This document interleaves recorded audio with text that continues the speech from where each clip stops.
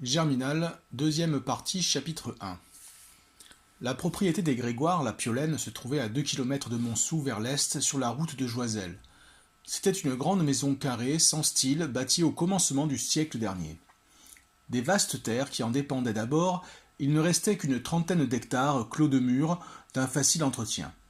On citait surtout le verger et le potager, célèbres par leurs fruits et leurs légumes, les plus beaux du pays. D'ailleurs, le parc manquait, un petit bois en tenait lieu.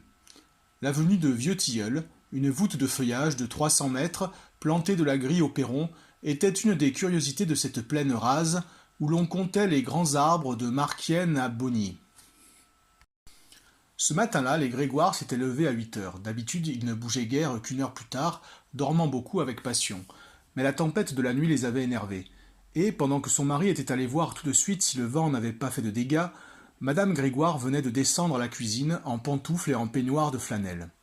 Courte, grasse, âgée déjà de 58 ans, elle gardait une grosse figure poupine et étonnée, sous la blancheur éclatante de ses cheveux.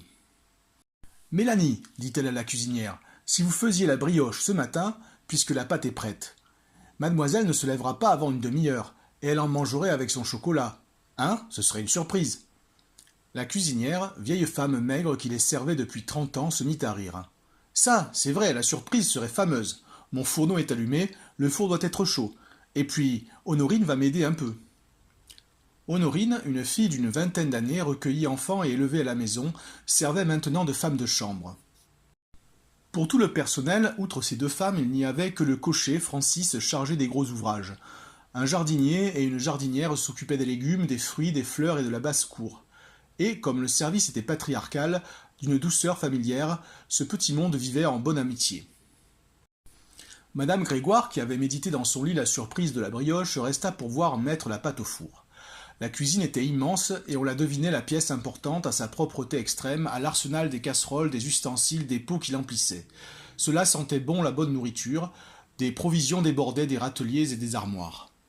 « Et qu'elle soit bien dorée, n'est-ce pas ?» recommanda Madame Grégoire en passant dans la salle à manger. Malgré le calorifère qui chauffait toute la maison, un feu de houille égayait cette salle. Du reste, il n'y avait aucun luxe. La grande table, les chaises, un buffet d'acajou, et seuls 2 fauteuils profonds trahissaient l'amour du bien-être, les longues digestions heureuses. On n'allait jamais au salon, on demeurait là, en famille. Justement, M. Grégoire rentrait vêtu d'un gros veston de futaine, rose lui aussi pour ses 60 ans, avec de grands traits honnêtes et bons, dans la neige de ses cheveux bouclés. Il avait vu le cocher et le jardinier. Aucun dégât important, rien qu'un tuyau de cheminée abattu. Chaque matin, il aimait à donner un coup d'œil à la Piolaine, qui n'était pas assez grande pour lui causer des soucis, et dont il tirait tous les bonheurs du propriétaire. « Et Cécile, demanda-t-il, elle ne se lève donc pas aujourd'hui ?»« Je n'y comprends rien, répondit sa femme. Il me semblait l'avoir entendu remuer. » Le couvert était mis, 3 bols sur la nappe blanche. On envoya Honorine voir ce que devenait mademoiselle. Mais elle redescendit aussitôt, retenant des rires, étouffant sa voix, comme si elle eût parlé en haut dans la chambre. « Oh, si monsieur et madame voyaient mademoiselle, elle dort, oh, elle dort ainsi qu'un Jésus. On n'a pas idée de ça, c'est un plaisir à la regarder. » Le père et la mère échangeaient des regards attendris. Il dit en souriant, « Viens-tu voir ?»« Cette pauvre mignonne, murmura-t-elle, j'y vais. » Et ils montèrent ensemble.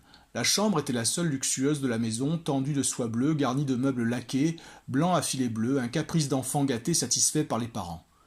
Dans les blancheurs vagues du lit, sous le demi-jour qui tombait de l'écartement d'un rideau, la jeune fille dormait, une joue appuyée sur son bras nu.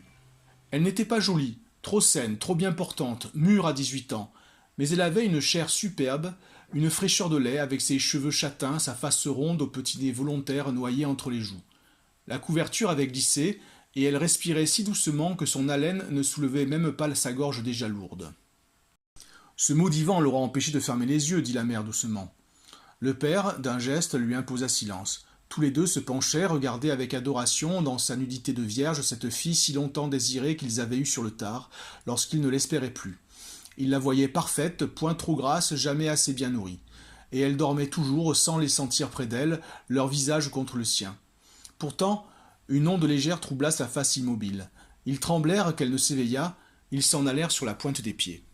« Chut !» dit M. Grégoire à la porte. « Si elle n'a pas dormi, il faut la laisser dormir. »« Tant qu'elle voudra, la mignonne, appuya Mme Grégoire. Nous attendrons. » Ils descendirent, s'installèrent dans les fauteuils de la salle à manger. tandis que les bonnes, riant du gros sommeil de mademoiselle, tenaient sans grogner le chocolat sur le fourneau. Lui avait pris un journal, elle tricotait un grand couvre-pied de laine. Il faisait très chaud, pas un bruit ne venait de la maison muette. La fortune des Grégoire, 40 000 francs de rente environ, était tout entière dans une action des mines de Montsou. Ils en racontaient avec complaisance l'origine qui partait de la création même de la compagnie. Vers le commencement du siècle dernier, un coup de folie s'était déclaré de l'île à Valenciennes pour la recherche de la houille. Les succès des concessionnaires, qui devaient plus tard former la compagnie d'Anzin, avaient exalté toutes les têtes. Dans chaque commune, on sondait le sol, et les sociétés se créaient, et les concessions poussaient en une nuit. Mais, parmi les entêtés de l'époque, le baron Desrumeaux avait certainement laissé la mémoire de l'intelligence la plus héroïque. Pendant 40 années, il s'était débattu sans faiblir au milieu de continuels obstacles. Première recherche infructueuse, fosse nouvelle abandonnée au bout de longs mois de travail, éboulement qui comblait les trous, inondations subites qui noyaient les ouvriers, centaines de mille francs jetés dans la terre, puis les tracas de l'administration, les paniques des actionnaires, la lutte avec les seigneurs terriens, résolus à ne pas reconnaître les concessions royales si l'on refusait de traiter d'abord avec eux. Il venait enfin de fonder la société Desrumeaux, Foquenoy et compagnie pour exploiter la concession de Montsou, et les fosses commençaient à donner de faibles bénéfices lorsque deux concessions voisines, celle de Couny appartenant au comte de Couny et celle de Joiselle appartenant à la société Corny et Génard, avaient failli l'écraser sous le terrible assaut de leur concurrence. Heureusement, le 25 août 1760, un traité intervenait entre les trois concessions et les réunissait en une seule. La compagnie des mines de Montsou était créée, telle qu'elle existe encore aujourd'hui. Pour la répartition, on avait divisé d'après l'étalon de la monnaie du temps la propriété totale en 24 sous, dont chacun se subdivisait en 12 deniers, ce qui faisait 288 deniers. Et comme le denier était de 10 000 francs, le capital représentait une somme de près de 3 millions. Desrumeaux, agonisant mais vainqueur, avait eu dans le partage 6 sous et 3 deniers. En ces années-là, le baron possédait la Piolaine, d'où dépendaient 300 hectares, et il avait à son service comme régisseur Honoré Grégoire, un garçon de la Picardie, l'arrière-grand-père de Léon Grégoire, père de Cécile. Lors du traité de Montsou, Honoré, qui cachait dans un bas une 50aine de 1000 francs d'économie, céda en tremblant à la foi inébranlable de son maître. Il sortit 10 000 livres de beaux écus, il prit un denier avec la terreur de voler ses enfants de cette somme. Son fils Eugène toucha en effet des dividendes fort minces. Et, comme il s'était mis bourgeois, et qu'il avait eu la sottise de manger les 40 autres 1000 francs de l'héritage paternel dans une association désastreuse, il vécut assez chichement. Mais les intérêts du denier montaient peu à peu, la fortune commença avec Félicien, qui put réaliser un rêve dont son grand-père, l'ancien régisseur, avait bercé son enfance, l'achat de la Piolaine démembrée, qu'il eut comme bien national pour une somme dérisoire. Cependant, les années qui suivirent furent mauvaises. Il fallut attendre le dénouement des catastrophes révolutionnaires, puis la chute sanglante de Napoléon. Et ce fut Léon Grégoire qui bénéficia dans une progression stupéfiante du placement timide et inquiet de son bisaïeul. Ces 10 pauvres 1000 francs grossissaient, s'élargissaient, avec la prospérité de la compagnie. Dès 1820, ils rapportaient 100%, 10 000 francs. En 1844, ils en produisaient 20 000. En 1850, 40. Il y avait 2 ans enfin, le dividende était monté au chiffre prodigieux de 50 000 francs. La valeur du denier, coté à la bourse de Lille 1 million, avait centuplé en un siècle. M. Grégoire, auquel on conseillait de vendre, lorsque ce cours d'1 million fut atteint, s'y était refusé, de son air souriant et paterne. 6 mois plus tard, une crise industrielle éclatait, le denier retombait à 600 000 francs. Mais il souriait toujours, il ne regrettait rien, car les Grégoire avaient maintenant une foi obstinée en leur mine. Ça remonterait, Dieu n'était pas si solide. Puis, à cette croyance religieuse se mêlait une profonde gratitude pour une valeur qui, depuis un siècle, nourrissait la famille à ne rien faire. C'était comme une divinité à eux, que leur égoïsme entourait d'un culte, la bienfaitrice du foyer, les berçant dans leur grand lit de paresse, les engraissant à leur table gourmande. De père en fils, cela durait. Pourquoi risquer de mécontenter le sort, en doutant de lui? Et il y avait au fond de leur fidélité une terreur superstitieuse, la crainte que le million du denier ne se fût brusquement fondu s'il l'avait réalisé et mis dans un tiroir. Ils le voyaient plus à l'abri dans la terre, d'où un peuple de mineurs, des générations d'affamés l'extrayaient pour eux, un peu chaque jour, selon leurs besoins. Du reste, les bonheurs pleuvaient sur cette maison. M. Grégoire, très jeune, avait épousé la fille d'un pharmacien de Marquienne, une demoiselle laide sans un sou qu'il adorait et qui lui avait tout rendu en félicité. Elle s'était enfermée dans son ménage, extasiée devant son mari, n'ayant d'autre volonté que la sienne. Jamais des goûts différents ne les séparaient, un même idéal de bien-être confondait leurs désirs, et ils vivaient ainsi depuis 40 ans de tendresse et de petits soins réciproques. C'était une existence réglée, les 40 000 francs mangés sans bruit, les économies dépensées pour Cécile dont la naissance tardive avait un instant bouleversé le budget. Aujourd'hui encore, il contentait chacun de ses caprices. Un second cheval, 2 autres voitures, des toilettes venues de Paris. Mais il goûtait là une joie de plus, ils ne trouvaient rien de trop beau pour leur fille, avec une telle horreur personnelle de l'étalage qu'ils avaient gardé les modes de leur jeunesse. Toute dépense qui ne profitait pas leur semblait stupide. Brusquement, la porte s'ouvrit et une voix forte cria. « Eh bien, quoi donc? On déjeune sans moi ?»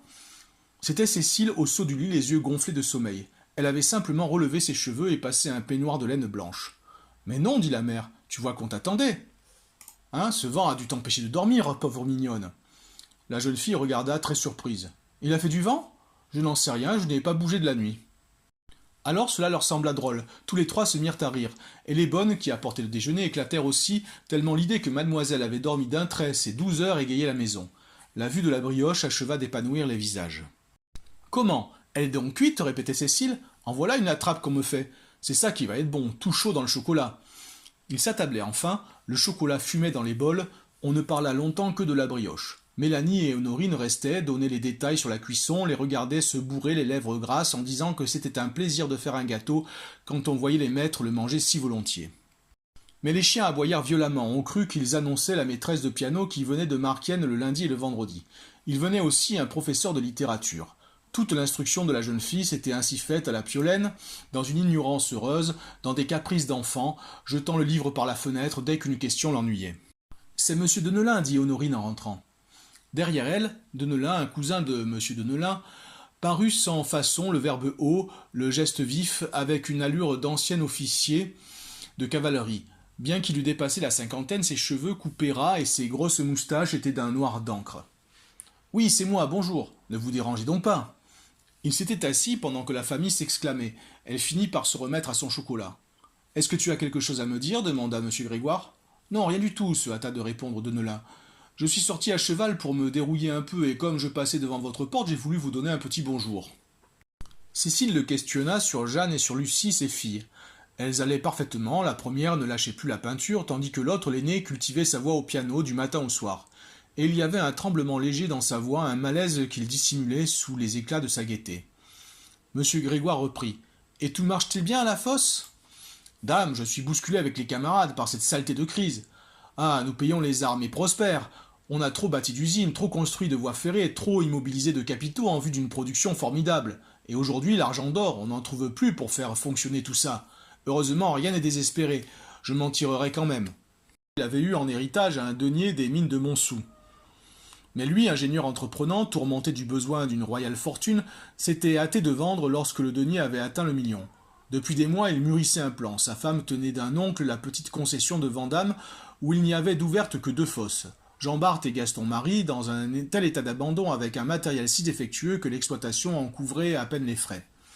Or, il rêvait de réparer Jean Bart, d'en redoubler la machine et d'élargir le puits afin de pouvoir descendre davantage, en ne gardant Gaston Marie que pour l'épuisement. On devait, disait-il, trouver là de l'or à la pelle. L'idée était juste, seulement le million y avait passé, et cette damnée crise industrielle éclatait au moment où de gros bénéfices allaient lui donner raison.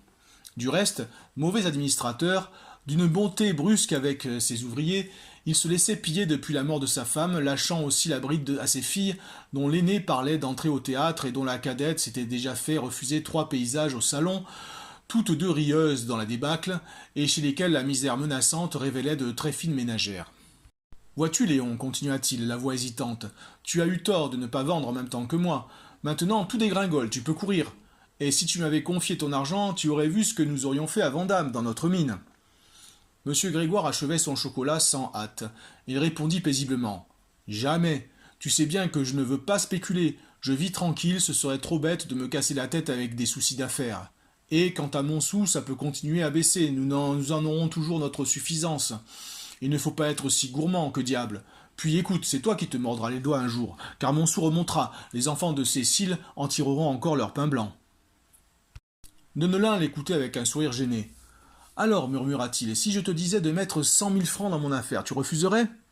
Mais devant les faces inquiètes des Grégoire, il regretta d'être allé si vite. Il renvoya son idée d'emprunt à plus tard, la réservant pour un cas désespéré. Oh, je n'en suis pas là, c'est une plaisanterie. Mon Dieu, tu as peut-être raison, l'argent que vous gagnent les autres est celui dont on engraisse le plus sûrement. On changea d'entretien. Cécile revint sur ses cousines, dont les goûts la préoccupaient tout en la choquant. Madame Grégoire promit de mener sa fille voir ses chères petites dès le premier jour de soleil. Cependant, M. Grégoire, l'air distrait, n'était pas à la conversation. Il ajouta tout haut. Moi, si j'étais à ta place, je ne m'entêterais pas davantage, je traiterais avec Montsou. Ils en ont une belle envie, tu retrouverais ton argent. Il faisait allusion à la vieille haine qui existait entre la concession de Montsou et celle de Vandame. Malgré la faible importance de cette dernière, sa puissante voisine enrageait de voir enclavée dans ses 67 communes cette lieue carrée qui ne lui appartenait pas. Et après avoir essayé vainement de la tuer, elle complotait de l'acheter à bas prix lorsqu'elle râlerait. La guerre continuait sans trêve. Chaque exploitation arrêtait ses galeries à 200 mètres les unes des autres. C'était un duel au dernier rang, bien que les directeurs et les ingénieurs eussent entre eux des relations polies. Les yeux de Deneulin avaient flambé. « Jamais !» cria-t-il à son tour. « Tant que je serai vivant, Montsou n'aura pas Vandame. J'ai dîné jeudi chez Hennebeau et je l'ai bien vu tourner autour de moi. Déjà l'automne dernier, quand les gros bonnets sont venus à la régie, ils m'ont fait toutes sortes de mamours. Oui, oui, je les connais, ces marquis et ces ducs, ces généraux et ces ministres, des brigands qui vous enlèveraient jusqu'à votre chemise, à la corne d'un bois. » Il ne tarissait plus. D'ailleurs, M. Grégoire ne défendait pas la régie de Montsou, les 6 régisseurs institués par le traité de 1760 qui gouvernaient despotiquement la compagnie et dont les 5 survivants, à chaque décès, choisissaient le nouveau membre parmi les actionnaires puissants et riches. L'opinion du propriétaire de la Piolaine, de goût si raisonnable, était que ces messieurs manquaient parfois de mesure dans leur amour exagéré de l'argent. Mélanie était venue desservir la table. Dehors, les chiens se remirent à aboyer et Honorine se dirigeait vers la porte lorsque Cécile, que la chaleur et la nourriture étouffaient, quitta la table. « Non, laisse, ça doit être pour ma leçon. » Deneulin, lui aussi, s'était levé. Il regarda sortir la jeune fille et il demanda en souriant. « Eh bien, et ce mariage avec le petit Négrel ?»« Il n'y a rien de fait, dit madame Grégoire, une idée en l'air. Il faut réfléchir. » « Sans doute, continua-t-il avec un rire de gaillardise. Je crois que le neveu et la tante... Ce qui me renverse, c'est que ce soit madame Hennebeau qui se jette ainsi au cou de Cécile. » Mais M. Grégoire s'indigna. Une dame si distinguée, et de 14 ans plus âgée que le jeune homme. C'était monstrueux. Il n'aimait pas qu'on plaisantât avec des sujets pareils. Deneulin, riant toujours, lui serra la main et partit. « Ce n'est pas encore ça, dit Cécile qui revenait. C'est cette femme avec ses 2 enfants. Tu sais, maman, la femme de mineur que nous avons rencontrée. Faut-il les faire entrer ici ?» On hésita. Était-il très sale? Non, pas trop, et ils laisseraient leurs sabots sur le perron. Déjà, le père et la mère s'étaient allongés au fond des grands fauteuils. Ils y digéraient. La crainte de changer d'air acheva de les décider. « Faites entrer, Honorine. » Alors, la Maheude et ses petits entrèrent, glacés, affamés, saisis d'un effarement peureux, en se voyant dans cette salle où il faisait si chaud et qui sentait si bon la brioche.